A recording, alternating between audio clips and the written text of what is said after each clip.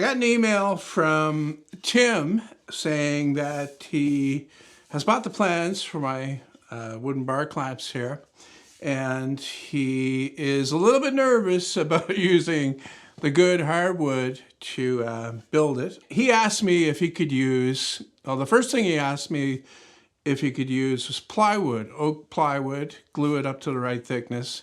And then he asked about softwood, and I have a clamp made from softwood, and I've got it, you know, put in this rig up I've got right here. I'm going to do a short demonstration as soon as I finish talking about this. But the first thing I want to talk about is plywood. Plywood is not suitable.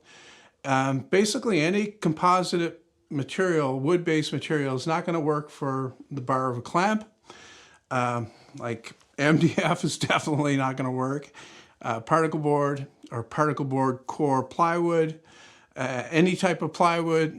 Plywood will work to a degree, but you have to look at it because, I mean, plywood has half of its grain going the wrong direction.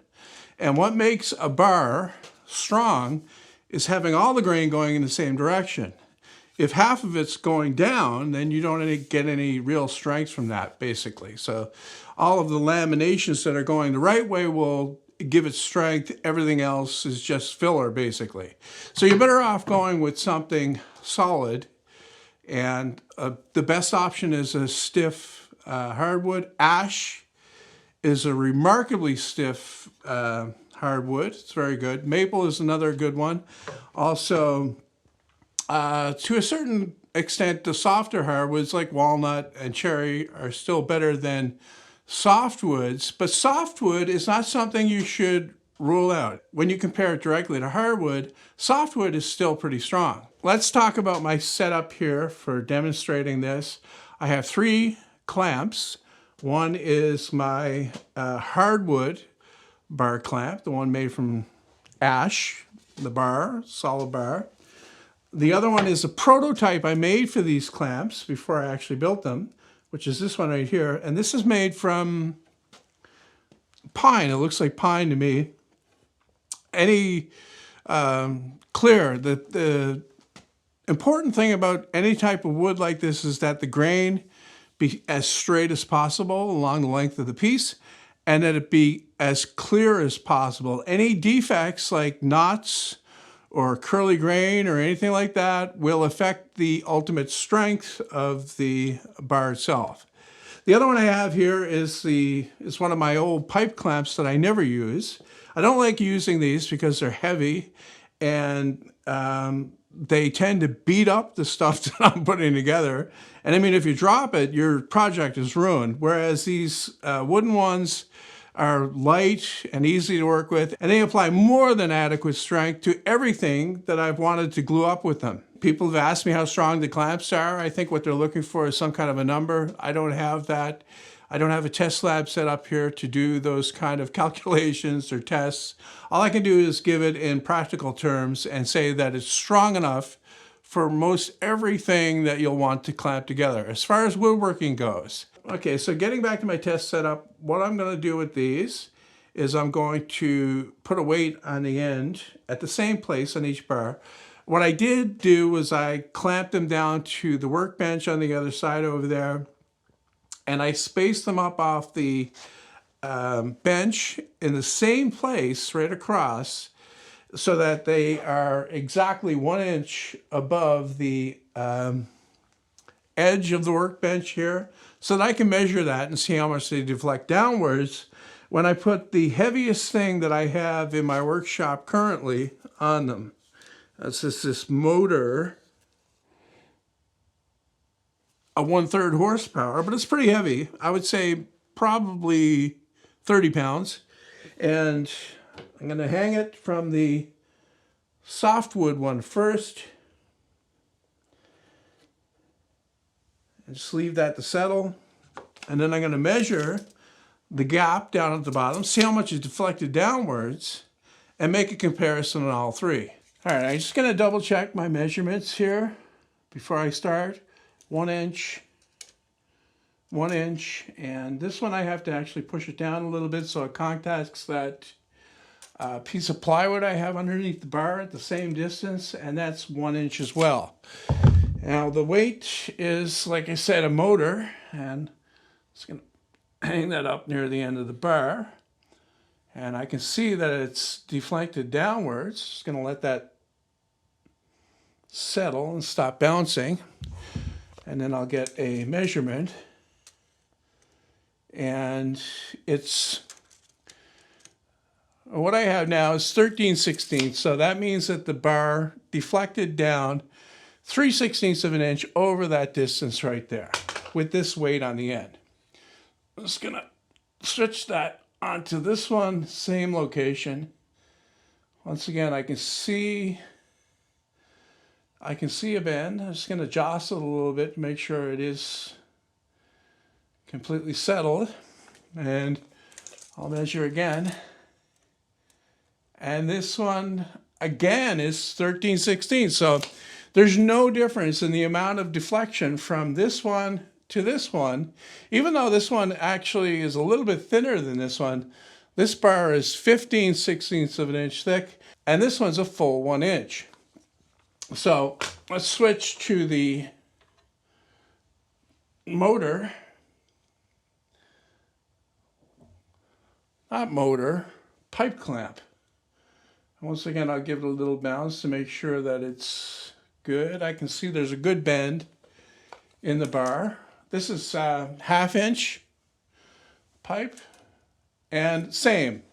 I'm getting exactly the same amount of deflection on this one. Actually, it's a little bit more. It's 3/4 of an inch. So a full 1/4 inch deflection on the steel pipe as compared to the other two. All right, you thought we were done? No. I went out to my shed through the deep snow, and I got something even heavier. I would say that this is twice as heavy, so around 60 pounds, certainly feels like it. It's the motor from my old table saw, and it still has parts attached to it, so making it even heavier. I'm going to put it on the... I almost gave myself severe rope burns trying to lift this up. I'll put it on the thing first, the pine, I guess, and measure that. And now we're down to what I would say is 9/16. Yeah, that looks like 9/16. I'm not going to take pictures of it this time, though. It was really tricky to do. Trying to hold the tape, hold the camera, focus, all that crap. You have to take my word for it. It's 9/16 the deflection, so that the actual deflection is 5/16. Right? 5 plus 9 is not 16. Oh, my math. Even with imperial, you would think I know better. 7/16. It's 7/16, which is almost a 1/2 inch. So that's a significant amount of deflection on there. You can see it's bouncing. I could probably bottom it out on the thing. But that's important. You don't want to exceed the yield point of the bar. But testing this will give you a good idea anyway. So let's switch it over to, I can't lift it up that way. I'm afraid of burning my fingers. Ugh. Okay. There you go. Steady on there. And here, see, less. This now has deflected less. It's at 5/8, so it's a full 16th. So it's still deflected more, but so this is where the extra stiffness of the hardwood is coming in. It didn't deflect as much with the increase in weight. Now I'm going to shift over to the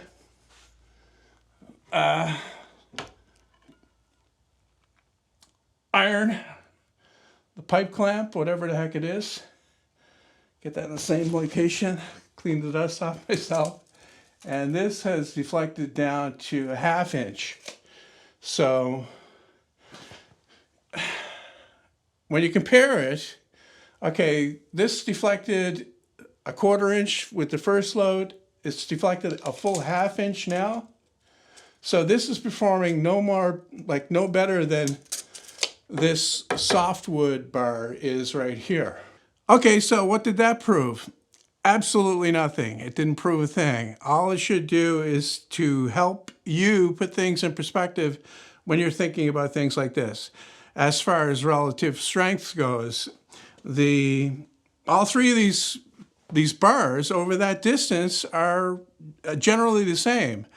The best one overall would be the ash one, but it's not by a significant amount. Like, I doubled the weight from this motor to that motor, and uniformly across the board, that doubled the amount of deflection for each clamp. It has a lot more to do with the length of the bar that you're trying to use.